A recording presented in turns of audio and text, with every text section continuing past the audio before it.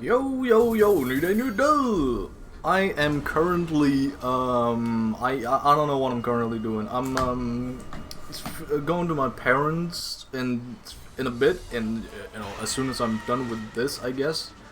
And as soon as I am done with my daily, Japanese lesson, that is honestly taking longer and longer because, god, there is so much to fucking memorize, and it's just flashcards, right? It's just, my own ability to remember things, which is not the greatest in the world. That it is not, God damn it, I'm losing to bench flies. I should maybe focus on this shit. Like, god damn it, fuck. Anyway, yes, I am going to count that as a run because I am petty like that, and I missed yesterday because I literally just fell asleep as soon as I got home.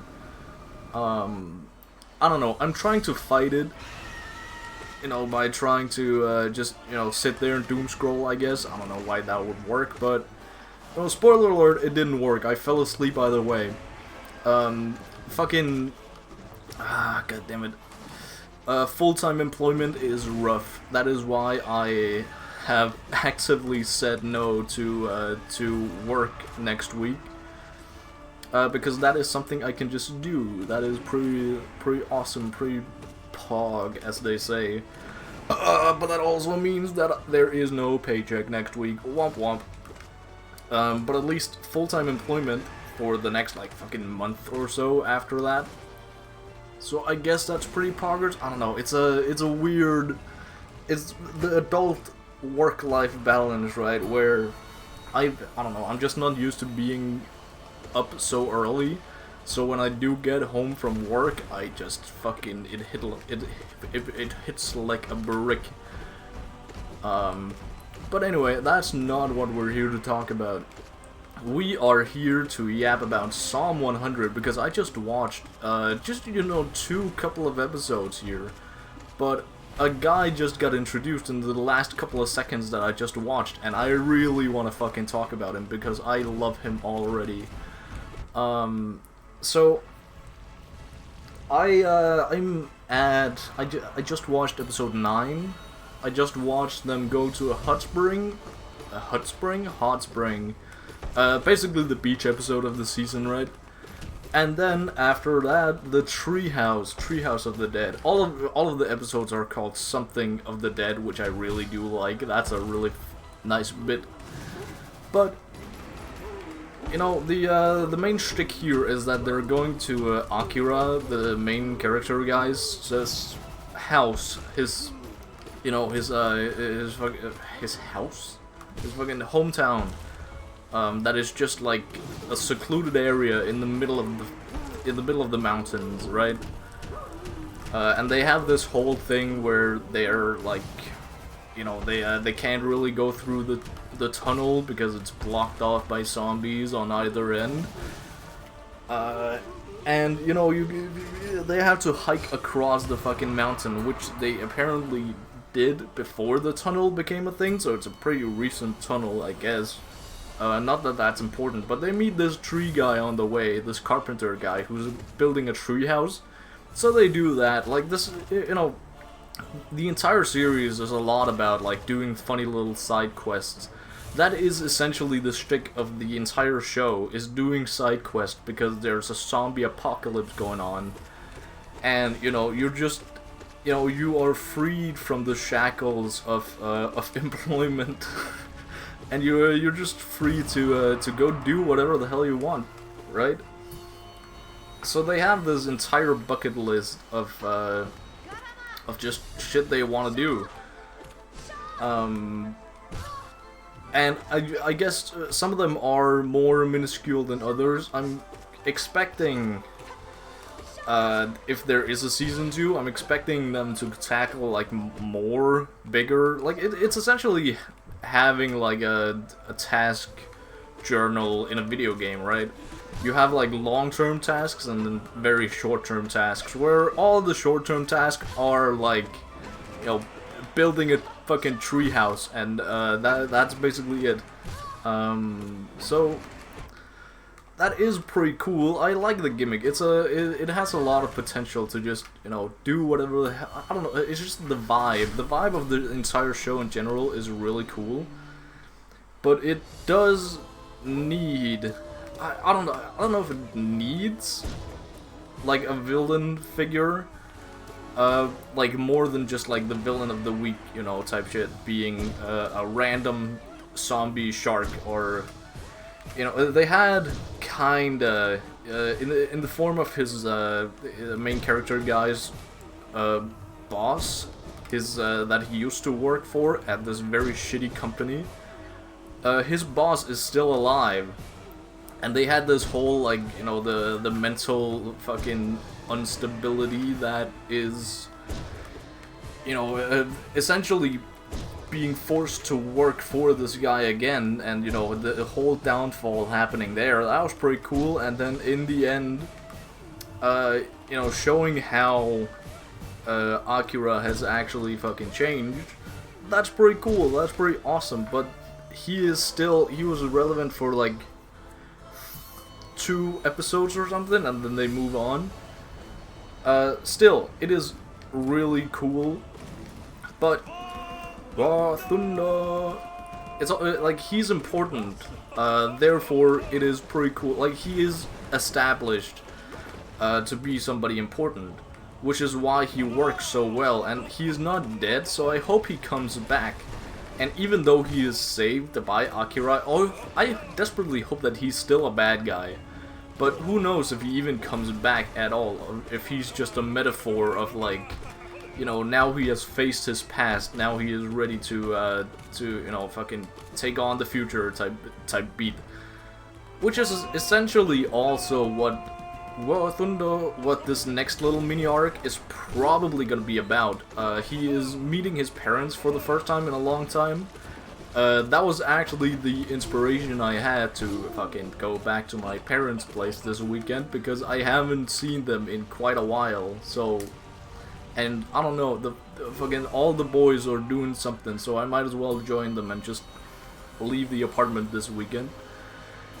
But, yeah, essentially, the guy that I want to talk about that is really fucking cool and interesting is essentially a mirror of our main team here, who are just, you know, they have a bucket list of their own. They even mirror the, like, having them all scribbled in a notebook. Like, everything they do is mirrored. We even get, like, a short little backstory for him/them. And it is very much a similar situation, but kind of flipped. I don't know. It's a mirror that I can't really explain, because I'm not a fucking writer or anything. I'm not a professional analyst or whatever the fuck. But it works really well, is what I'm trying to say, because he's just a mirror of our main character. He is just like, he has the same motivations. Like, he doesn't want to work for some exploitive company. This guy's unemployed, right? And he has the, like, shark teeth that indicates that this guy is evil. But instead of, like, you know, just embracing, you know, that's basically the thing. They both have the same outlook on the zombie apocalypse. Like, they've been freed from the shackles of society, but the shackles look different, you know what I'm saying? Because this one guy is fucking unemployed, kinda looking half-heartedly for a job, but he's not like, he sees through the bullshit of these, like, very exploitive companies, because Japan has a serious problem with them really just exploiting the hell out of their workers. And, you know, I'm guessing that just the fucking repeated, like, being shunned for not having a job has really taken a fucking toll on this guy. And, you know, if he had just taken the job, he would have ended up being basically the same person as our main character, Akira. And that is so fucking interesting, because I don't know, I have a soft spot for villains. To be fair, I don't know if he's a villain yet. He's just a a characteristically evil guy that has been introduced. But I like villains in general that are like, you know, very similar but opposites to the main character. Like, this is the version of, this is the person that the main character could have become if they took a slightly different path. And that here being working for this shitty company or not. But also, that just ends up being, you know, the entire shtick here is, the view that we get, essentially, is that this little ragtag team of whoever is just in the back doors of some random shop. They're still alive, right? So, they're just fucking the scum of the earth, right? They are absolutely horrible people, but from what I gather, this main guy, the shark tooth guy, he's not really that bad, I gotta be honest. The other people sound pretty horrible, but this one guy, he just, I don't know, he took the opportunity. Like, he immediately, when the zombie apocalypse broke out, he was like, oh yeah, hell yeah, this is fucking awesome, which sounds really bad, except when you look at it from the perspective of our main character, like, he did the exact fucking same thing. So, like, what is the difference here? The difference being, fuck, I don't know, I haven't thought about this, so, my bad if it is raining heavily outside. Shit, that took me off guard. So, what the, I completely lost my train of thought here, god damn. Anyway, this evil guy doesn't seem all too evil. He just, his first instinct was to, like, say, hell yeah, zombie apocalypse has, like, just makes life better, and he immediately starts beginning to, he begins to just steal a bunch of cigarettes, and that is essentially where he meets these other guys. We don't know if he's stolen, like, a lot of other things, but we can assume he has. Which is like, you know, it's in that morally gray area, right? Because, yeah, stealing bad, you know, a big applause for pointing that out. But, like, this is a fucking zombie apocalypse. Nobody is getting hurt by you stealing. You know, when a zombie apocalypse of this scale, nobody is gonna fucking care. Nobody is being affected by this. It's just, like, taking the opportunities presented to you, right? So I don't see it in this situation as, like, oh, this guy is really evil. You know, again, he is being painted as very evil by the show, even though I don't think he is. He isn't yet, at least. He probably is scheming something very evil, but he, you know, they themselves have, basically, how do I explain this? They have a book of the, a book of, shit. I cannot concentrate right now. I don't know what the fuck it is. I have so many thoughts in my head. I have so many thoughts about this guy, but I know that it's probably going to be fixed by just watching a couple more episodes. This last part here that I have yet to watch is called, what's it, yeah, Hometown of the Dead 1, Hometown of the Dead 2, and wouldn't you believe it, Hometown of the Dead 3. Those are the episode names. So I figured those would be a pretty good place to stop. And, you know, I gotta do my my little daily ching chong hong ching Japanese. And then I gotta, as I said, go to my parents' place. So, you know, don't have a lot of time to just cast an hour away to do all this. I also gotta fucking shit. I have a real pants problem. I only have shorts essentially now, which fucking it sucks really bad because I don't like wearing shorts at all. But every other, basically nearly every other pair of pants I own has a little teeny tiny hole directly under my balls. So that kind of sucks. I could probably easily repair them, but I do not know how, and I don't know, I'm not, well, I'm beginning to get bothered enough to research how, but, you know, that's gonna take effort, and I'm not just gonna do that in, like, you know, fucking, like, a half an hour. So, yeah, here I am, stuck without any fucking pants to go outside with, and I gotta prep for an entire weekend, which is what I'm getting at here, is essentially I gotta walk in used stinky winky clothes the entire weekend, which kind of sucks. So yeah, those are my problems right now. How do we get to this from fucking Psalm 100? I don't know. Why did I heal? Now I can't. I don't have an excuse to die. Womp womp. Oh well. So anyway, I don't know. I think Psalm 100 might be getting a second season. Well, I'm assuming so, but you know, over the summer here, because there's a lot of series that are getting a season 2, including something I'm very excited about seeing, but also I'm afraid of the outcome. One Punch Man.